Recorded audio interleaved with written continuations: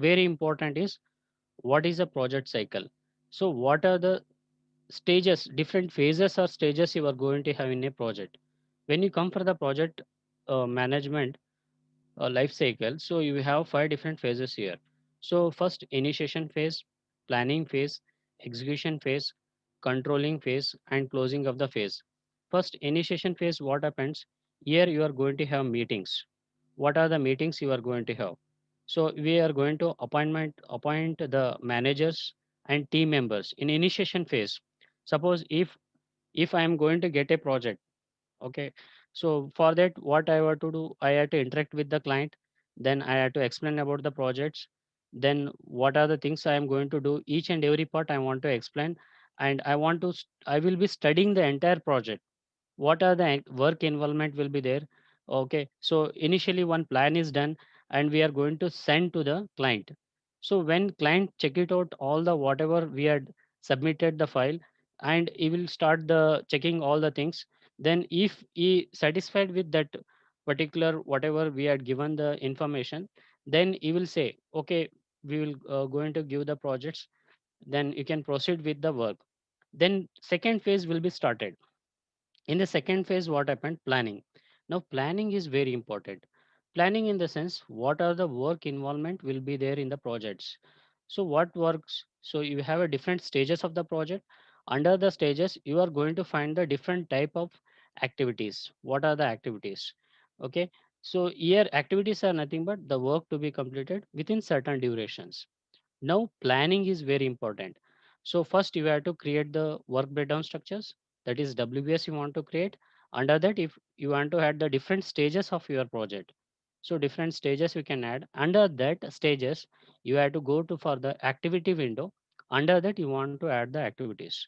Whatever the activities you required for the your concerned project, whatever the project you are going to execute, that you should be making the planning. So when you are making a planning, what happens? you will get the you will get the relationship for the whatever the activities you added, how the activity is depending from one activity to the another activity. That should be made proper planning. So when you complete the planning, then you are going to get the each and every activity start and finish of that particular activity, when it is going to start and when it is going to complete, that you are going to have.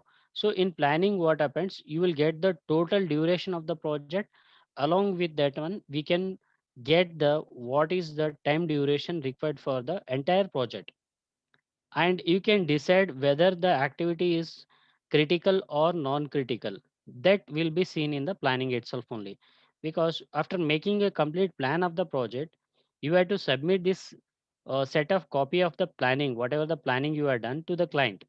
So client he will check it out. Suppose if he is not satisfied with whatever you have done, so he will say that revise the plan. I need to complete as soon as possible. If he says, then once again you have to make the revise of the plan. Revise in the sense, whatever you have done, so that you have to revise means you have to change the relationship. If you want to reduce the whatever the duration of the project is there, if you want to reduce, then change the relationship link here. Instead of giving the finish to start, you can give the start to start and give the some lag here. So here what happens, by giving this one, what you are going to get means the project duration will get reduced to certain point. Okay. After making the changes in the project, then you can send that set of copy to the one second client. If client says okay, then you will start the execution. So execution is nothing but whatever the plan we had made, we'll start the executing in the field. Here what happened means, before execution, before 15 days or 20 days, we are going to submit a schedule for the field engineer or site engineer or site project engineer. Okay, the person who is working under the site section, we are going to submit a planning engineer or project engineer is going to submit the schedule report means what are the work involved in the particular duration of time. Now here what happened means in execution, so first before 20 days or 1 month before only we have to send the schedule report for the execution part. If you're tomorrow you want to execute, today if you're sending, it is difficult to manage the manpower or material or equipment for the particular engineer who is working under the execution part. So you should send the schedule before 15 days or even 1 month before, so that you will plan as per the execution, whatever the requirement for the executions, whether it may be material or it may be manpower or it may be anything or equipments. If you require that one, you will manage. So you will manage that particular day to be executed. The particular activity means you will manage what are the things required for the execution. So that is what you are going to have the third phase, that is execution phase. Now in execution, after executing some certain work, you have to submit the report, weekly report or daily report. You have to submit to the planning engineer. Then you will enter in the software. This is how the construction company will act the work execution in the planning as well as execution fields. Next, controlling. So here controlling what happens, we have we have to control the time. One is time, cost and resources. So these three should control here. Time in the sense within the time you have to complete the particular activity. We cannot delay the activity. Next, cost. Unnecessary cost should be avoided. So here you have to control the cost. Suppose if you are bringing some equipments, if you are not utilizing that one, then there is a wastage of cost. That type of wastage should be avoided. Whenever you require 2 days before or 1 day before, if you are bringing that equipments, then the cost will be controlled. Okay, then resource. In resource, what happens? You will have the manpower, material, and equipments. These three things you have to control. If you are controlling all the things, then the project will be executed safely without delaying of the project. Next, finally, what happens? Closing of the project. So these are the different phases you are going to have in the project management life cycle. Okay, so this will follow for any department, not only construction field. It may be oil and gas or mechanical fields or electrical or IT fields. Okay, these are the five different phases. The difference is the work nature of the compared to the construction work is different from other fields. Only difference only difference is only activities of the project will be different and stages of the project will be different. Everything software tool will be same for all the departments. The work nature of work involved in the project is different. Okay, next. Next, we'll discuss some of the regarding the software also, EPS and OBS. See, if you want to go for the first software training, so first you want to learn the EPS. What is EPS? What is OBS? So enterprise project structure. So here what happens? You are to create your organizations which have different projects or different departments or different levels. That is nothing but EPS. So EPS, generally what happens, if you are working for any companies, you have to specify the companies.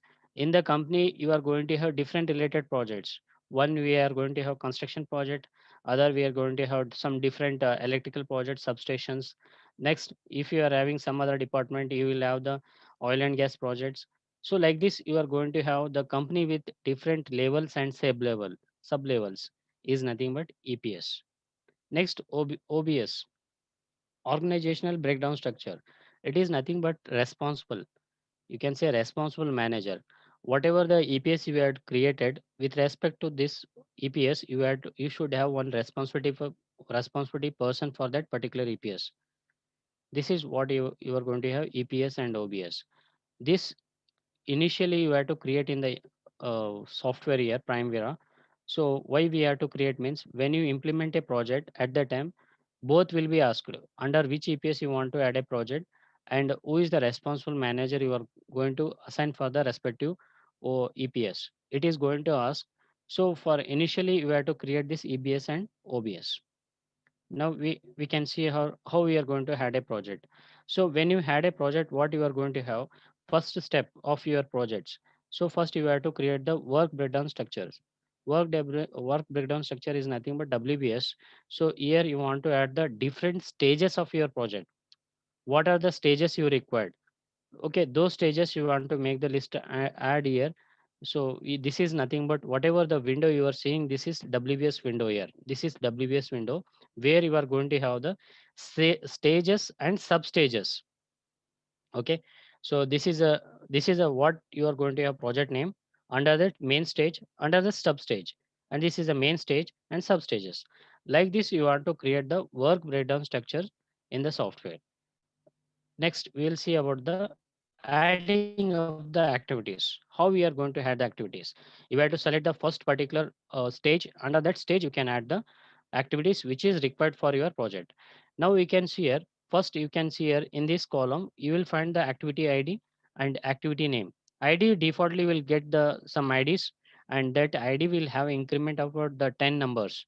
Say for example 10, 20, 30, like this, you are going to have the increment here. Now here, second column, you are going to have activity name.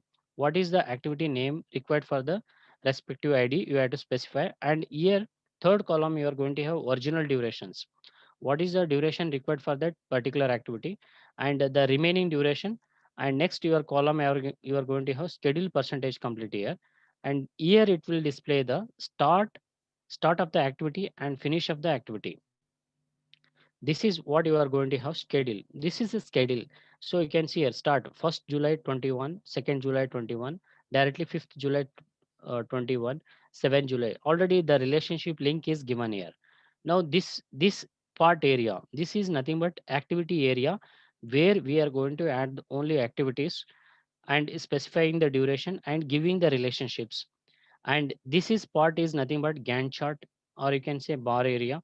So here, as per the relationship link, these link lines, this relationship link, you can use here this relationship link. Now here, after giving the link, it will specify the what is the duration, original duration, in terms of days, number of days. So it is going to calculate here. This is for the entire project, and this is for the particular site work, and this is for the earthwork. So you can see every stage and sub stages, they are going to have the total durations required for that particular stages. Okay, now here as per the stage, this black line is nothing but summary. You can call what is a summary, when it is going to start, when it is going to end, when it is going to start, when it is going to end. Okay, already the whatever the activity name is going to display along with the bars. Okay, so this is what you are going to have activity area, activity